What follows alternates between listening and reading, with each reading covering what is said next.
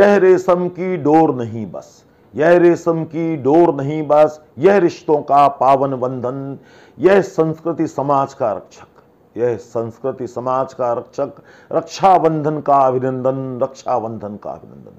नमस्कार मित्रों, स्वागत है आपका संप्रेषण विद एसएस में। मैं हूं आपका दोस्त डॉक्टर एसएस त्रिपाठी। मित्रों, आज बात रक्षाबंधन की, रक्षा सूत्र की, राखी की, जो हमारी सत्य सनातन संस्कृति का पोषक है, सत्य सनातन संस्कृति का रक्षक है। और यह रक्षाबंधन ही है जो कम से कम वर्ष में एक बार समस्त परिवार को इकट्ठा कर देता है और सारे एक साथ खुशी मना लेते हैं। रक्षाबंधन मनाने की परंपरा हजारों वर्ष पुरानी है और यह परंपरा हमारी संस्कृति को पोषित और पल्लवित करती रही है। आइए जानते हैं इतिहास का क्या कहना है रक्षाबंधन के बारे में।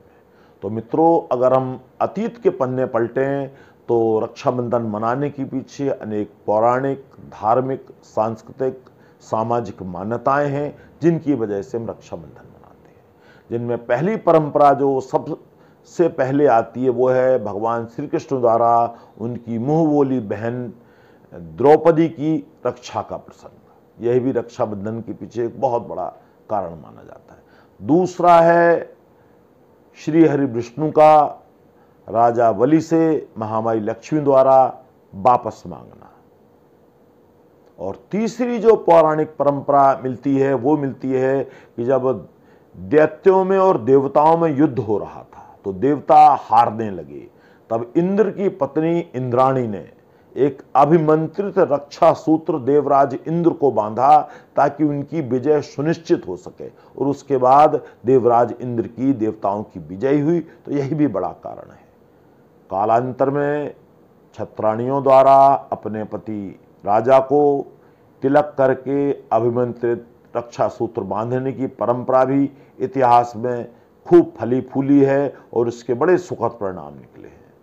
बाद में यह परंपरा और आगे बढ़ी जब राजकुमारों को उनकी बहनें जो है तिलक करके रक्षा सूत्र बांधकर रणभूमि में भेजती थीं और वो बहनें अपने तमाम सेनापति भाइयों को राखियां बांधती थीं, पूरी सेना को तिलक करके रक्षा सूत्र बांधकर भेजती थी। इसके बाद में पुरोहितों और आचार्यों के द्वारा भी अपने यजमानों को, समाज के लोगों को रक्षा सूत्र बांधकर उनकी उन्नति और खुशहाली के लिए दुआएं देने का, आशीर्वाद देने का चलन भी खूब रहा है। इतिहास में हम सब ने यह भी पढ़ा है कि रानी कर्णावती ने मुगल सम्राट हुमायूं को रक्षा के लिए राखी भेजी थी। यह प्रसंग भी खूब चर्चित रहा है। इसके बाद यही भी परंपरा अपने समाज में खूब रही है कि बहन बेटियां अपने बड़ों को राखी बांधकर उनसे आशीर्वाद लेती थीं और अपनी रक्षा का वचन भी उनसे लेती थीं। अब मित्रों, जानते हैं आज के संदर्भ में राखी कैसे मनाई जाती है। आज भी देश की बहन बेटियां, देश के राष्ट्रपति जी, प्रधानमंत्री जी, विभिन्न प्रदेशों के मुख्यमंत्री जी, अनेक मंत्रीगण और समाज के विशिष्ट वरिष्ठ जनों को बहन बेटियां राखी बांधती हैं और उनसे देश की उन्नति के लिए वचन लेती हैं कि वो देश की खुशहाली और उन्नति के लिए कार्य करेंगे। और इसके अतिरिक्त हमारे देश की बहुत सारी बहन बेटियां, हमारे देश के सच्चे सपूत वीर जवानों को, सैनिकों को हर वर्ष हजारों राखियां भेजी जाती हैं, क्योंकि यही वो हैं जो सही मायने में पूरे देश की रक्षा करते हैं। और बहनें उन वीर सैनिकों की सलामती के लिए दुआएं करती हैं ताकि वो अपने देश की रक्षा पर खरे उतरें और हमारे देश के स्वाभिमान, सम्मान की रक्षा कर सकें। तो मित्रों, कुछ और बातें करेंगे रक्षाबंधन के बारे में एक छोटे से विराम के बाद। एक बार फिर से आपका स्वागत है संप्रेषण विद एसएस में। जो दर्शक हमारे चैनल पर नए हैं उनसे निवेदन है कि हमें अपना स्नेह, प्यार, सहयोग, सानिध्य, समर्थन देते रहें ताकि हमारा उत्साहवर्धन होता रहे और हम आपके लिए ऐसे ही शानदार रोचक वीडियो लेकर लगातार आते रहें। तो मित्रों, आप जानते हैं कि राखी के आज के क्या मायने हैं। आज परिवार सीमित होते जा रहे हैं।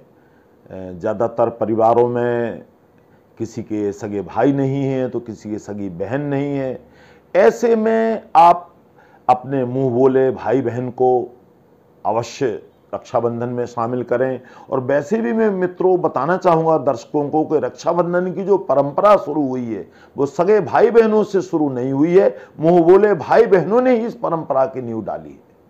और इसके अतिरिक्त जिन लड़कियों के भाई नहीं हैं वो अपने माता पिता को राखी बांधें, और जिन लड़कों के बहन नहीं हैं उनकी माताओं से मैं अनुरोध करूंगा वो अपने बेटे को राखी बांधें और उनसे वचन लें कि वो तमाम बहन बेटियों की रक्षा का दायित्व लेंगे, उनका सम्मान करेंगे।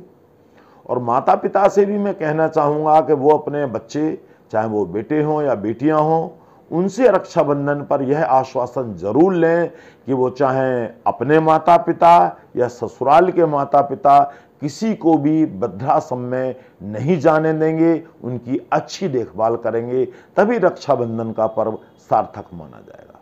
और समाज को भी चाहिए कि रक्षाबंधन जैसे पावन पर्व को, भाई बहन के स्नेह के पावन प्रतीक को लेन देन, रुपया पैसा सामान से न तोलें, क्योंकि यही कारण है इन फॉर्मेलिटी और विभिन्न प्रकार की जो है रूढ़िवादिताओं के चलते एक ही शहर में होने के बावजूद कई भाई बहन इस लेन देन के चक्कर में भी जल्दी जल्दी नहीं मिल पाते हैं।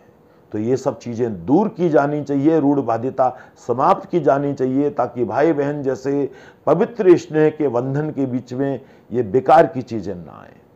और इसके अलावा एक और रोचक बात आपसे शेयर करना चाहूँगा कि रक्षाबंधन का अपना राजनीतिक महत्व भी अलग है।